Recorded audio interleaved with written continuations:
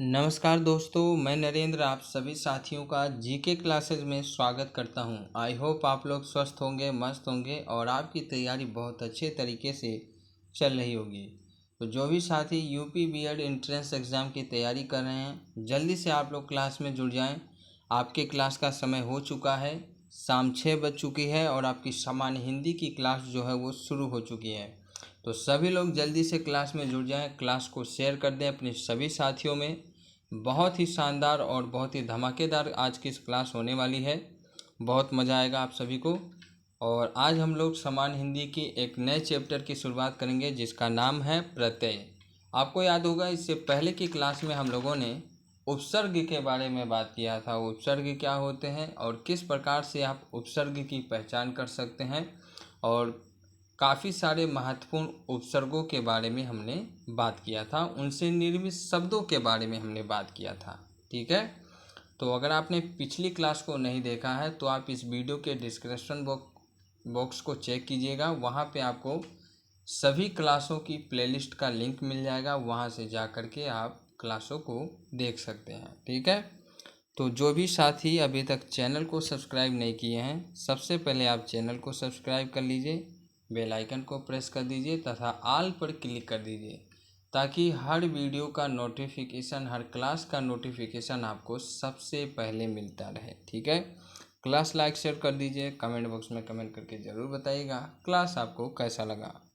Telegram channel को join करने के लिए आपको वीडियो का डिस्क्रिप्शन बॉक्स चेक करना होगा, वहाँ पे आपको लिंक मिल जाएगा। तो आज की इस क्लास में हम लोग बात करने वाले हैं प्रत्यय के बारे में। इससे पहले की क्लास में हमने उपसर्ग के बारे में बात किया था। प्रत्यय यानी सफिक्स क्या होता है इसके बारे में बात करें तो उपसर्ग को अगर आपने अच्छी तरीके से समझा है, उपसर्ग वाली क्लास को अगर आपने देखा है, तो आपको प्रत्यय समझने में किसी भी प्रकार का कोई दिक्कत नहीं होगा। तो इसलिए आप पहले उपसर्ग वाली क्लास को देखेंगे, फिर आप लोग प्रत्यय वाली क्लास को देखेंगे। हमने बात किया था कि वे शब्दांश जो शब्द के आगे जुड़कर शब्द के अर्थ में विशेष प्रकार का परिवर्तन लाते हैं या शब्द के अर्थ को बदल देते हैं, परिवर्तित कर देते हैं, ऐसे शब्दांश को हम लोग उपसर्ग कहते हैं। ठीक है, तो उपसर्ग जो होता है आपका वो शब्दों के आगे जुड़ता है। यहाँ बात हो रही है प्रत्यय की। तो जो प्रत्यय है ये आपका दो शब्दों से मिलकर बना है, प्रति धन अय। प्रति धन अय, प्रति का अर्थ होता है साथ में और अय का अर्थ होता है चलने वाला, साथ में चलने वाला, है ना। शब्दों के बाद जो अक्षर या अक्षर समूह लगाया जाता है उसे हम लोग प्रत्यय कहते हैं। शब्दों के बाद में जो अक्षर या अक्षर समूह लगाया जाता है उसे हम लोग क्या कहते हैं, प्रत्यय कहते हैं। प्रत्यय का निर्माण प्रति प्लस अय से हुआ है। प्रति का अर्थ साथ में और अय का अर्थ चलने वाला होता है, अर्थात प्रत्यय का अर्थ होता है शब्दों के साथ चलने वाला। प्रत्यय जो होता है वो शब्दों के साथ चलता है और शब्दों के साथ चलते हुए शब्दों के अर्थ को प्रकट करता है। तो शब्दों के बाद जो अक्षर या समूह लगाया जाता है उसे क्या कहते हैं, प्रत्यय कहते हैं। प्रत्यय आपका दो शब्दों से मिलकर बना है, प्रति धन अय। प्रति का अर्थ होता है साथ में और अय का अर्थ होता है चलने वाला, अर्थात प्रत्यय का अर्थ होता है शब्दों के साथ चलने वाला। ठीक है, जैसे एक उदाहरण है दया धन वान। दया धन वान की बात करें तो जुड़ जाएगा और जुड़ने के बाद में जो शब्द बनेगा वो क्या हो जाएगा, दयावान हो जाएगा। तो ये जो प्रत्यय है ये किसके साथ चलता है, शब्दों के साथ चलता है, तो दयावान, है ना। इसी प्रकार से दया प्लस आलू तो क्या हो जाएगा, दयालु। दयालु जो शब्द है इसमें आपका दया शब्द के साथ में आलू प्रत्यय जुड़ा है। तो ये प्रत्यय जो होते हैं ये शब्दों के साथ चलते हैं। दया शब्द के अंत में आलू जुड़ने से अर्थ में विशेषता आ गई और यहाँ आलू शब्दांश जो है वो प्रत्यय है।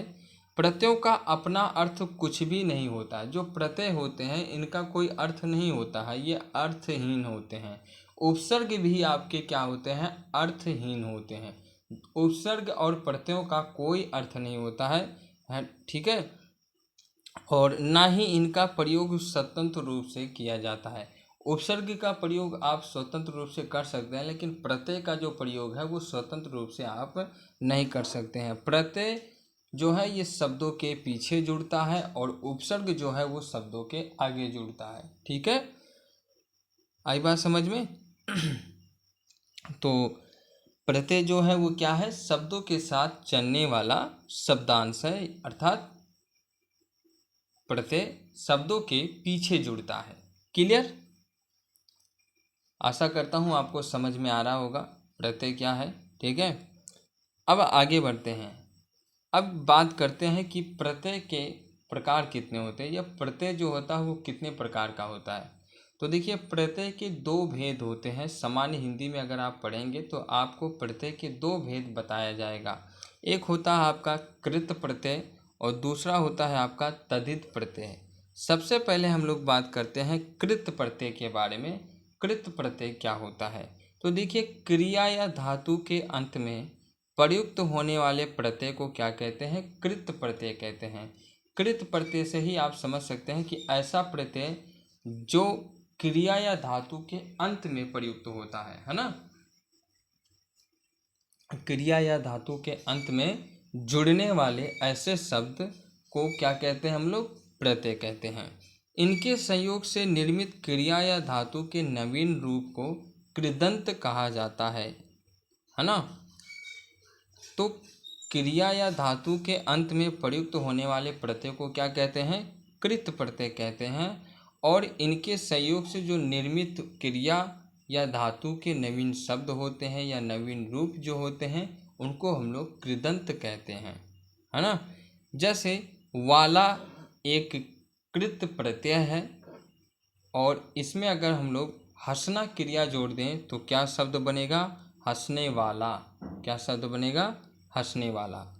अन्न एक कृत प्रत्यय है, इसके अंदर अगर हम लोग नी धातु जोड़ दें तो क्या बनेगा, नयन शब्द बनेगा, है ना। तो क्रिया या धातु के अंत में प्रयुक्त होने वाले प्रत्यय को कृत प्रत्यय कहते हैं। इनके संयोग से निर्मित क्रिया या धातु के नवीन रूप को कृदंत कहा जाता है, ठीक है। हंसने वाला एक कृदंत है, नयन भी एक कृदंत शब्द है, ठीक है। आगे समझ में? कृदंत कृत प्रत्यय आपको समझ में आई। कृत प्रत्यय जो होता है वो क्रिया या धातु के अंत में जुड़ता है। हिंदी में कृदंत विकारी तथा अविकारी दोनों रूप में होते हैं। विकारी कृदंतों का प्रयोग संज्ञा अथवा विशेषण के सदृश होता है। तो हिंदी में जो कृदंत विकारी होते हैं, ये हिंदी में जो कृदंत होते हैं ये दो प्रकार के होते हैं, विकारी भी होते हैं और अविकारी, दोनों रूप में ये होते हैं। विकारी कृदंतों का जो प्रयोग होता है वो संज्ञा अथवा विशेषण के सदृश में होता है और अविकारी कृदंत का प्रयोग क्रिया विशेषण अथवा संबंध के सदृश में किया जाता है। तो हिंदी में कृदंत आपके दो प्रकार के होते हैं, विकारी और अविकारी। विकारी कृदंतों का प्रयोग संज्ञा अथवा विशेषण के सदृश होता है, जबकि अविकारी कृदंतों का प्रयोग क्रिया विशेषण और संबंध के सादृश्य में किया जाता है, ठीक है। अब कुछ उदाहरण हम लोग देखते हैं कृत प्रत्यय का। तो कृत प्रत्यय का कुछ उदाहरण है, यहाँ पे प्रत्यय है, यहाँ धातु है और ये शब्द है। देखिए, आ प्रत्यय और चल धातु, तो क्या बन गया, चाल शब्द का निर्माण हुआ। अंत प्रत्यय कथा धातु, तो क्या हो गया, कथांत हो गया। अंत प्रत्यय दुख धातु और दुखांत, तो शब्द क्या बन गया, दुखांत। आई प्रत्यय भल धातु, तो शब्द क्या बन गया, भलाई बन गया। तो कृत प्रत्यय का जो उदाहरण है वो कुछ इस प्रकार से है। आ धन चल, आ चाल हो गया। अंत कथा, तो कथांत हो गया। अंत दुख, दुखांत हो गया। आई भल, भलाई हो गया। और मैंने आपको बताया कि जो प्रत्यय होते हैं वो शब्द के पीछे जुड़ते हैं। ठीक है, तो चल में आय जुड़ा, चाल हो गया। कथा में अंत जुड़ा, कथांत हो गया। दुख में अंत जुड़ा, दुखांत हो गया। और भल में आई जुड़ा तो भलाई हो गया। ठीक है, आई होप आपको समझ में आया होगा। अब हम लोग बात करते हैं तद्धित प्रत्यय के बारे में। तद्धित प्रत्यय क्या होता है? तो संज्ञा, सर्वनाम तथा विशेषण के अंत में लगने वाले प्रत्यय को तद्धित प्रत्यय कहा जाता है। संज्ञा, सर्वनाम तथा विशेषण के अंत में लगने वाले प्रत्यय को तद्धित प्रत्यय कहा जाता है।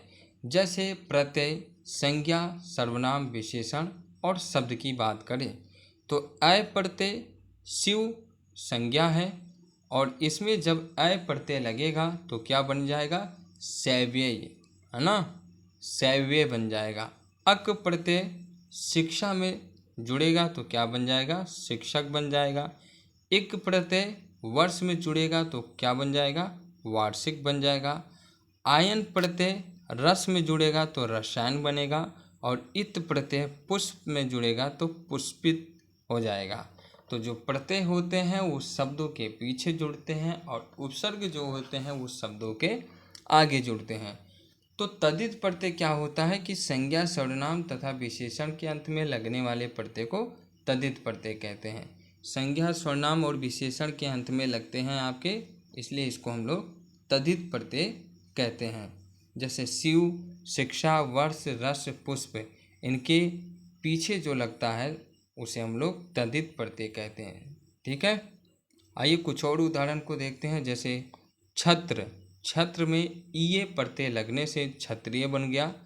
कुल में इन प्रत्यय लगने से कुलीन बन गया। दर्शन में ये प्रत्यय लगने से दर्शनीय बन गया। और पठ में ये प्रत्यय लगने से पठनीय बन गया। बाल धातु में क प्रत्यय लगने से बालक बन गया। और दर्श धातु में क प्रत्यय लगने से दर्शक बन गया। लघु धातु में ता प्रत्यय जुड़ने से लघुता बन गया। उसी प्रकार से दृढ़ धातु में ता प्रत्यय जुड़ने से दृढ़ता बन गया। और जन धातु में ता प्रत्यय जुड़ने से जनता बन गया। धातु मतलब संज्ञा या सर्वनाम के या विशेषण के अंत में जो प्रत्यय लगते हैं उसे हम लोग तद्धित प्रत्यय कहते हैं। बुद्धि, ये आपका जो शब्द है इसके पीछे अगर मान प्रत्यय जुड़ जाए तो क्या बन जाएगा? बुद्धिमान बन जाएगा। जल के बाद में अगर मय जुड़ जाता है तो जलमय हो जाएगा। क्रीड़ा के साथ में अगर मय प्रत्यय जुड़ जाए तो क्रीडामय हो जाएगा। इसी प्रकार से शत्रुधनता शत्रुता हो गया। वीर धनता वीरता हो गया। गुरु धनत्वय गुरुत्व हो गया। और मनुष्य धनत्वय मनुष्यत्व हो गया। और देव धनत्वय देवत्वय हो गया, है ना, देवत्वय हो गया। तो कहने का मतलब ये है कि जो संज्ञा, सर्वनाम और विशेषण के बाद में जुड़े तो ऐसे प्रत्यय को तद्धित प्रत्यय कहते हैं। क्लियर? किसी प्रकार का कोई दिक्कत? जो मैं प्रत्यय के उदाहरण में आपको बता रहा हूँ ये सभी प्रत्यय के उदाहरण आपके सेलेक्टेड हैं। इन्हीं प्रत्ययों से जुड़े प्रश्न आपके परीक्षाओं में पूछे जाते हैं। आगे बात करें तो हिंदी क्रियापदों के अंत में कृत प्रत्ययों के योग से कृतवाच्य, क्रमवाचक, करणवाचक और भाववाचक संज्ञाएं बनाई जाती है। हिंदी का जो क्रियापदों के अंत में कृत प्रत्ययों का प्रयोग होता है तो जो कृत प्रत्यय होते हैं तो कृत प्रत्ययों के योग से क्या होता है?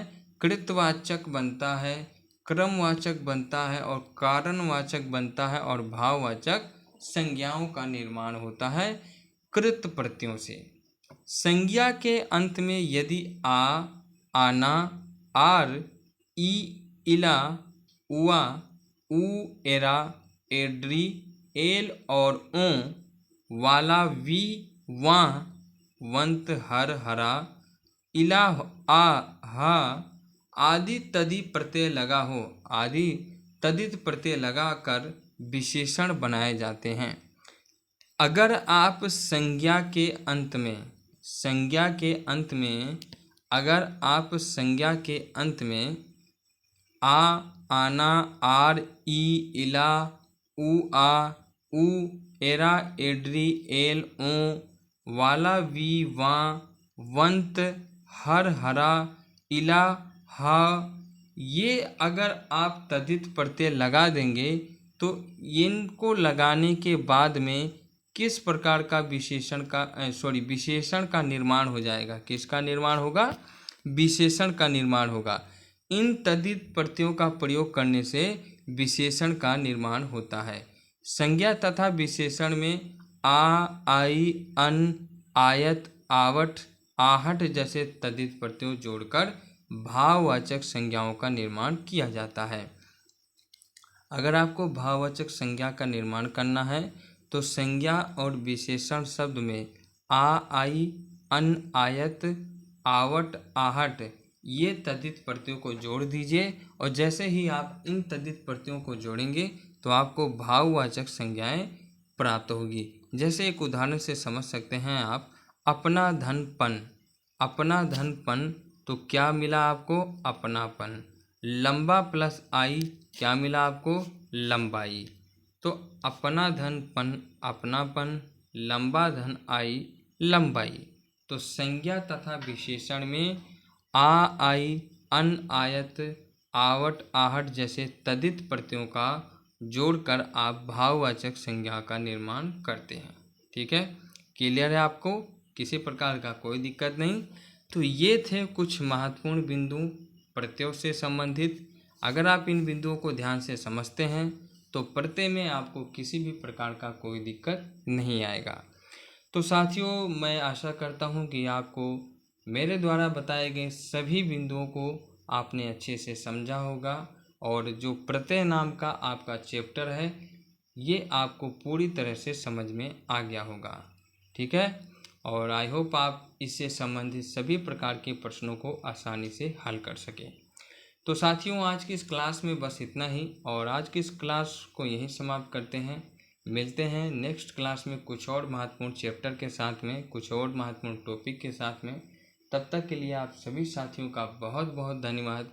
ऐसे ही आप लोग अपना स्नेह और प्रेम बनाए रखें और क्लास को लाइक शेयर करते रहिए। ठीक है, चैनल को अगर आपने अभी तक सब्सक्राइब नहीं किया है तो चैनल को सब्सक्राइब कर लें, बेल आइकन को प्रेस करना ना भूलें ताकि न्यू और लेटेस्ट अपडेट आपको मिलता रहे। तो मिलते हैं अगली क्लास में साथियों। Thank you, thanks for watching. जय हिंद, जय भारत।